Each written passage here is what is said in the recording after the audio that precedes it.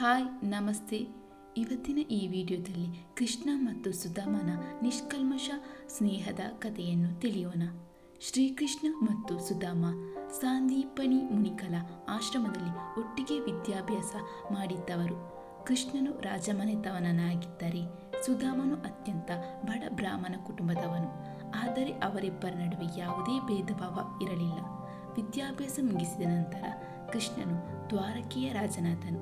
ಸುಧಾಮನು ತನ್ನ ಹಳ್ಳಿಯಲ್ಲಿ ಬಡತನದ ಜೀವನ ನಡೆಸುತ್ತಿದ್ದನು. ಸುಧಾಮನ ಪರಿಸ್ಥಿತಿ ಎಷ್ಟೊಂದು ಕಷ್ಟಕರವಾಗಿತ್ತೆಂದರೆ ಅವನ ಮಕ್ಕಳಿಗೆ ಸರಿಯಾಗಿ ಊಟವೂ ಸಿಗುತ್ತಿರಲಿಲ್ಲ.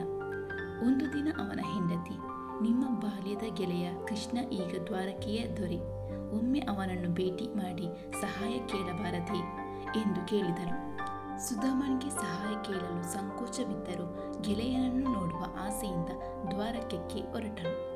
ಕೈಯಲ್ಲಿ ಗೆಳೆಯನಿಗೆ ನೀಡಲು ಏನೂ ಇಲ್ಲದಿದ್ದಾಗ ಸುಧಾಮನ ಹೆಂಡತಿ ಮನೆಯಲ್ಲಿ ಇದ್ದ ಸ್ವಲ್ಪ ಅವಲಕ್ಕಿಯನ್ನು ಒಂದು ಹರಿದ ಬಟ್ಟೆಯಲ್ಲಿ ಕಟ್ಟಿಕೊಟ್ಟಳು.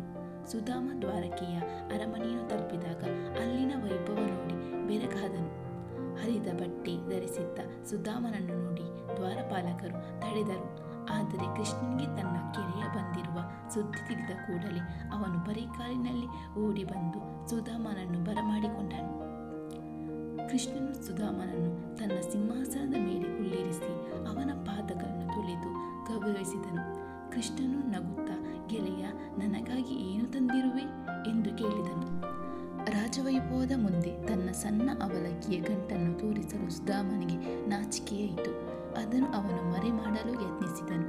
ಆದರೆ ಕೃಷ್ಣನು ಬಲವಂತವಾಗಿ ಆ ಅವಲಕ್ಕಿಯ ಗಂಟನ್ನು ಬಿಚ್ಚಿ, ಇದು ಜಗತ್ತಿನಲ್ಲಿ ಅತ್ಯಂತ ರುಚಿಯಾದ ಆಹಾರ ಎಂದು ಹೇಳಿದನು. ಒಂದು ಕೈ ಅವಲಕ್ಕಿಯನ್ನು ತಿಂದನು. ಕೃಷ್ಣನು ಒಂದು ಕೈ ಅವಲಕ್ಕಿಯನ್ನು ತಿಂದಾಗ ಸುಧಾಮನಿಗೆ ಈ ಲೋಕದ ಸಂಪತ್ತು ಲಭಿಸಿತು. ಎರಡನೇ ಕೈ ತಿಂದಾಗ ದೇವಲೋಕದ ಸಂಪತ್ತು ಲಭಿಸಿತು. ಸುಧಾಮನು ಕೃಷ್ಣನ ಬಳಿ ಏನನ್ನೂ ಕೇಳದೆ ತನ್ನ ಊರಿಗೆ ಮರಳಿದನು. ತನ್ನ ಅಲೆಯ ಗುಡಿಸಲು ಇದ್ದ ಜಾಗದಲ್ಲಿ ಈಗ ಒಂದು ಭವ್ಯವಾದ ಅರಮನೆ ಇರುವುದನ್ನು ಕಂಡು ಅವನು ಆಶ್ಚರ್ಯಚಕಿತನಾದನು. ಅವನ ಕುಟುಂಬವು ಮರ್ಯಾದೆಯಿಂದ ಸುಖವಾಗಿ ಇತ್ತು. ದೇವರಿಗೆ ನಾವು ಕೊಡುವ ವಸ್ತು ದೊಡ್ಡದಲ್ಲ, ನಾವು ಯಾವ ಭಾವನೆಯಿಂದ ಕೊಡುತ್ತೇವೆ ಎಂಬುದು ಮುಖ್ಯ.